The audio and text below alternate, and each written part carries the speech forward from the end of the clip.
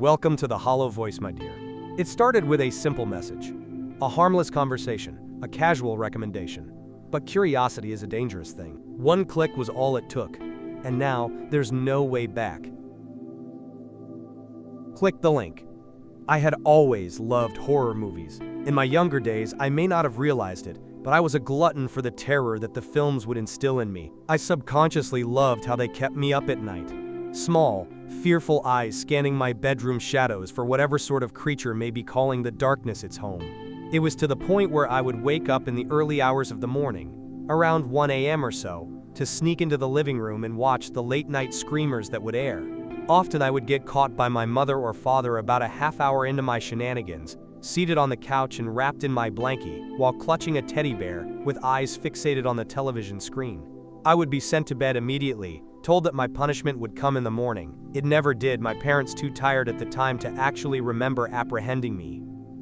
On a rare occasion though, I'd managed to make it all the way through a film, from the time I'd slipped into the couch to the moment the credits rolled. At that point, the trudge back to my bedroom was a mad dash of fright, trying to evade any and all monsters or bugaboos that, in my impressionable mind, would grab at me and take me away. I was always successful in the return trip. It made me feel like Indiana Jones. I don't love horror films anymore, not after what happened.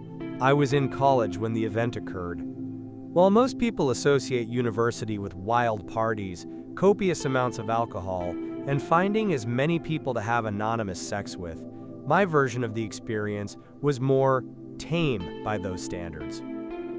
The evenings not spent furiously poring over my projects and classwork were spent with my one true love, my Netflix account.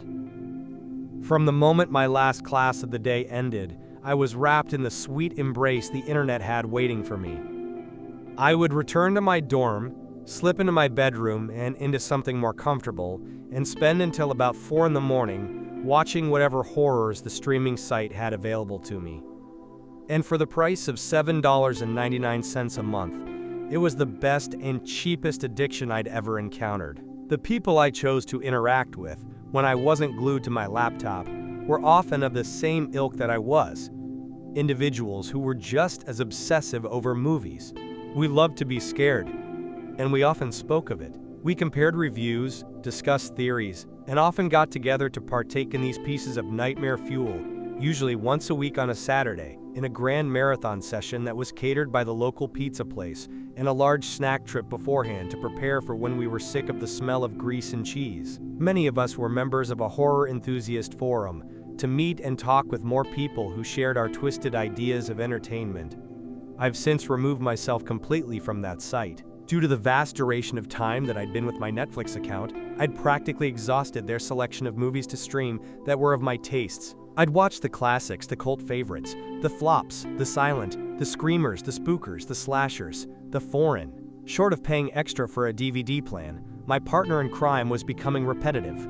I'd even resorted to watching the one-stars, the films that were too terrible to even consider horror but still somehow made the list, filled with poorly crafted CG effects that were more terrifying than the monsters they were trying to scare me with. I lamented this to my forum mates, complaining of the lack of fresh choices upon the site that filled my browser history. Many of my friends from school were having the same problems and were voicing their woes within the same thread that I had begun. Looking back on it, I realize now that this was the worst mistake I could have ever made. Had I not started that thread, some of us might have still remained among the living, finding new ways to garner our thrills. Scream Queen 69, her username from the forum, as I won't refer to anyone by their true name to protect families, had approached us at the meeting grounds the following day. Our usual location of gathering was behind a campus building, an area of concrete that sloped downwards to a door that we all assumed led to the art department basement. The top of the wall that enclosed our cold stone hill blocked off by fence so none could accidentally fall and injure themselves. As our group sat and talked, SQ had arrived, looking a little worse for wear. There were dark circles under her eyes, looking tired, and her face was pale. She often looked so bright and sun-kissed, full of energy. She had said that shortly after she posted on the forums the night before, she'd been contacted by another member asking if she wanted to watch something that, as she spoke and gave air quotes with her fingers, would quote, change the genre for her forever, and then proceeded to send her a link to an obscure site she'd never heard of before. Tween Wolf rolled his eyes, suggesting that they were only trying to suggest a film for her to watch and that she was being crazy for ignoring them. I was growing concerned, however, as she recounted that though she originally ignored the person, they sent her messages constantly afterward. They started out mild enough, along the lines of, "Did you watch it?" and "What did you think?" And as the night went on, they got more violent. SQ showed me the chat history, and towards the end, it seemed that her chat partner, named Behind You, was getting more and more agitated. The messages were becoming desperate. "Did you click the link yet? You should click the link, you won't regret it. Click the link. Click on the damn link already. Click the fucking link. Click the link. Click the link. Click the link. Click the link. Click the link." It was at that point that I grew incredibly concerned for my friend. No one else had received these messages, only her. My only advice to her was to ignore it, and perhaps stay off the site for a few days. If this person didn't see her online, perhaps they would lose interest and back off. It wasn't the case, however, as SQ would come to us for the next couple of days, looking more and more haggard, saying that she couldn't rest at night.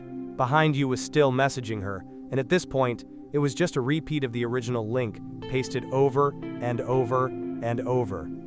She was starting to get emails sent to her school email account. She didn't know how they'd gotten it, her email address wasn't listed on the forum, and it wasn't even the same one she'd registered to the site with. The sender would be blank, the subject line empty, and the message was always the same. Click the link. Her inbox was flooded with at least 100 emails by the time she returned from classes, all the same.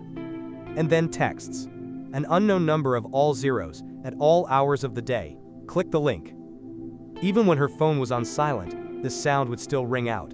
It was turned off, and it would ring. She would remove the battery completely and still be startled by the noise of her text tone. She had submerged her phone in water to try and damage it and get rid of the noise. Still it rang. She had put it in the microwave and turned it on for 5 minutes, knowing that if the appliance was broken she would have to pay for a replacement, seeing as the appliance was provided by the dorm building. Even burnt and melted in places, the battery removed and fried, it rang. It was getting to the point where SQ was growing more and more frazzled, each and every cell phone going off around her, causing her to shriek. By the 5th day, she hadn't shown up to lunch. Most of us assumed she was just trying to catch up on sleep from the incident keeping her up at night. We didn't realize she had died until 2 days later, when her roommate complained about a smell coming from her room. The police blocked off the dorm room, and her roommate was moved out to live with someone else in the building. They ruled it as a suicide, claiming that Square had overdosed on sleeping pills. She had been found slumped over on her desk in front of her laptop, with the forum pulled up on her browser. I had managed to worm my way into her room a few days after cleanup had ended.